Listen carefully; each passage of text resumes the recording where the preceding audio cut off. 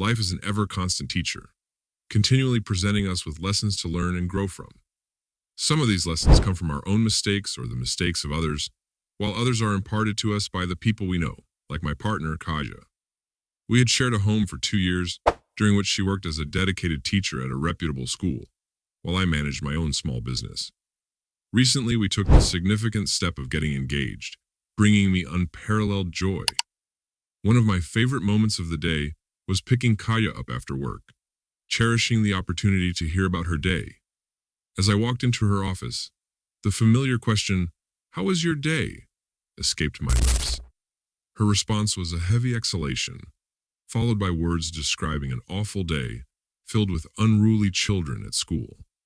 We left the premises and settled into the car, where she continued her tale of disrupted discipline and chaos. I listened intently, knowing that when someone you love recounts their experiences, it becomes inherently interesting. It wasn't about the reprimand from the principal or the challenges Kaya faced.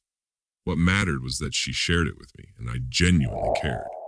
She expressed her frustration about not being able to even enjoy a proper lunch break, as she had to constantly keep watch over the students to prevent fights or destructive behavior. Kaja dismissed the notion of parents being involved in the school, longing instead for recognition and a promotion from the principal. It pained her to work diligently without any acknowledgement, yearning for a position of influence where her voice could be heard beyond the classroom. "I'm sure the principal will soon notice your efforts, and you'll get your way," I reassured her. True to my words, we found ourselves back home without even realizing how we got there. "You go ahead and get undressed. I'll warm up dinner," I offered to Kaya with a tired smile. She nodded and made her way toward the kitchen. I couldn't help but smile as I watched her go. These quiet evenings filled with comfortable silence and unhurried conversations always brought a sense of warmth and familiarity to my soul. Without them, I couldn't imagine the end of another day. Lying in bed with Kaya, I suddenly asked her, "What do you envision for our wedding?" The electronic clock on the wall opposite us illuminated the room with its bright red numbers, signaling that it was already 12:30. Kaya's drowsy voice responded as she pulled herself up in bed and switched on the bedside lamp. Her gaze seemed fixed somewhere in the corner of the room as she smiled and replied, "Well, I'm thinking a classic style. A black suit for the groom, a stunning white dress with a veil for the bride. We'll have plenty of guests, a grand banquet table filled with exquisite dishes, and the best entertainment program with a toastmaster." I couldn't help but grin as I took her hand in mine. "So that's how it's going to be?" I remarked. "And what about the honeymoon? Shall we go to the sea?" she suggested. I nodded in agreement, and Kaya bid me goodnight as she turned off the light and settled back into bed. I followed her lead, my mind wandering as I contemplated her words.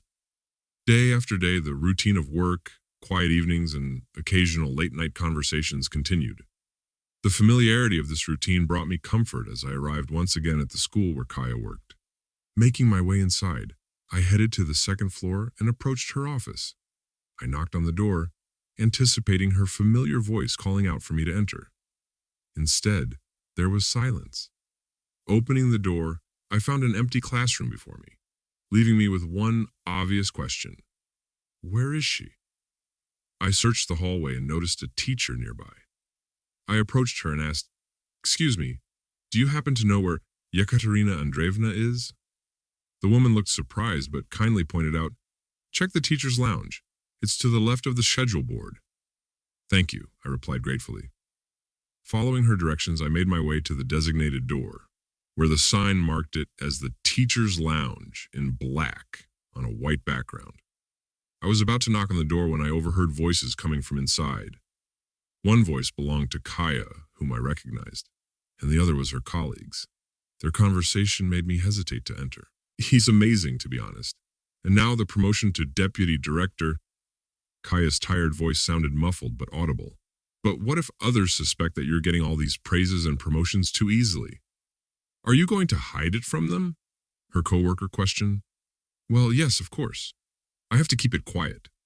You can't just go around telling everyone that I'm sleeping with the headmaster," Kaya replied. I couldn't believe what I was hearing. At first, I wanted to believe that I had misunderstood their conversation, but With each replay in my mind, the truth became clearer. I held my breath, listening even more closely to their dialogue. How long do you plan on hiding it from him? And what if he finds out? Yulia asked. He won't find out anything, Katya assured. Bitterness filled me as I heard my wife's words. It all sounded so ironic. Slowly, I took a deep breath and exhaled, trying to swallow the stabbing resentment in my heart. Knocking on the door, I entered the teacher's lounge, causing both Kaya and her friend to look surprised. Kaya's expression showed worry. I thought I'd pick you up early, I said. The realization of what she had done immediately dawned on both Kaya and her friend as they looked at me with wide eyes. You won't be coming home tonight, and you'll pick up your things tomorrow, I stated, looking into her traitorous, beautiful eyes one last time. Goodbye, I said, and walked out. When I returned home, I started packing Kaya's belongings without delay, all the while battling the unbearable pain. Once I had packed all the bags, I carried them out into the hallway. The next day, exhausted from lack of sleep, I woke up to loud knocks on the door. Reluctantly, I got up, hoping to hear my favorite voice one last time. Oleg, let's talk, please, Kaya pleaded. Her sobs pierced through me, and I clenched my teeth in pain. I wanted to open the door and let her in, but the sting of her betrayal kept me rooted in place. Oleg, where will I go? Who will I be with? Please understand, I wanted that position, she begged. And I didn't want to understand. I could forgive anything, but not this. I silently turned away and retreated to my room. Eventually, the banging on the door ceased, along with the shouting. Kaya was gone for good, and she sent someone for her things a couple of days later to the address she had provided in another message, asking for forgiveness. It took a long time to accept that she was no longer a part of my everyday life. Overcoming the pain she had caused was difficult, but manageable. Now I am fully focused on my work, thinking less and less about my wife. I am confident that one day soon, I will be able to let her go completely. Cheating secrets, podcasts like me,